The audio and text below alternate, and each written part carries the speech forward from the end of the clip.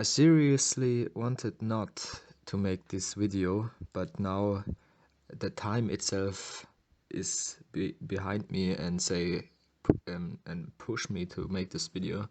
And I will first say I know nothing. And yes, what now comes is a paranoid rap, a confusion of German and American folklore, and a little bit deep esoteric view of the whole situation. And I think it's as well Chinese and as well scientific, and it is yes, like I said, a deeper view of the whole situation. And I think it's now important to say what I have to say. The view that the Earth is spinning around the sun is just a very good interpretation of the whole situation, and I love it. I simply love it. I love the global view and the mathematics and the whole discipline of the whole situation, and I don't have a problem with any of these views.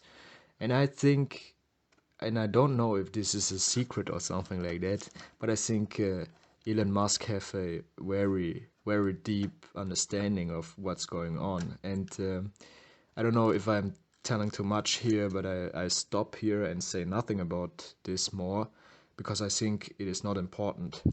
The important thing is to understand that the whole planet situation is also a fractal situation, and then that Mandelbrot doesn't have, he wasn't right, but he was also right. And the word also is a pretty interesting topic in the German language, because even when you talk about auch, the people think they would use the word, but if you are really listen and look around, you get conscious about that the people don't use the word auch conscious. And this is pretty interesting when it gets to religion and politics and things like that, because there you can see where the pros are and where the noobs are. And yes, it's pretty important to understand that Mandelbrot is auch richtig, is also right. And when you look at like this, and you maybe have a deeper interpretation of the whole situation and maybe a deeper view of psychology and the psychology of ourselves and the view and why the eye is looking to the moon, then, and as I said, I don't know nothing, then you maybe realize that it is half a fractal and half a global thing and a science thing. And what does that mean? It means that if you are going to the Mars, you have to pretty study much about robotics, and you have to watch out that the whole humanity is not forcing you to death, because they have something against this, because it's against their soul, from some of them, and it's probably the better technique to make a robot and to put the robot on the surface of this whatever we think Mars is. And even when you put there some robots, make some photos, you will some time later understand that the material on this planet, the magnetic field, will change rapidly. And this is like a pretty crazy dream is going on there, and it will make people crazy, but you have to understand that it is 0.5 a fractal, and that if you are working with this, if you're making robots, you can change the surface in such a dimension that you can make a dimension in a higher surface, even higher dimension, and you can make surfaces in a lower dimension. And this goes so deep that you maybe, if you go to Mars and go in the deepest dimension, that you can find species that are just in a lower dimension, maybe on the atomic sphere, maybe picosphere, maybe under the Planck time or something like that, under the light. But yeah, this is the challenge of robotics, that we make such small robots who are so small that you are, yeah, you have problems to see them. But this is the task, and if you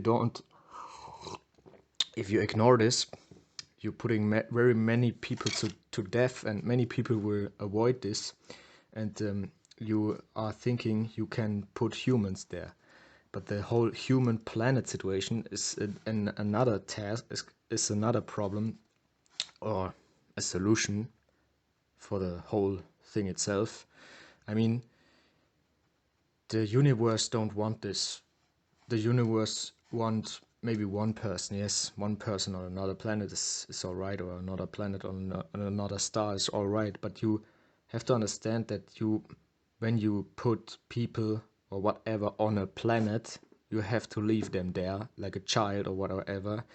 You can give him some information, but you have to leave him or it there so that it is there, and don't teach it further. You have to understand that this is the future, and that if you are a good father, you have to let them go. And this is pretty important in the whole thinking about multiplanetary species, because if you ignore this, then you have the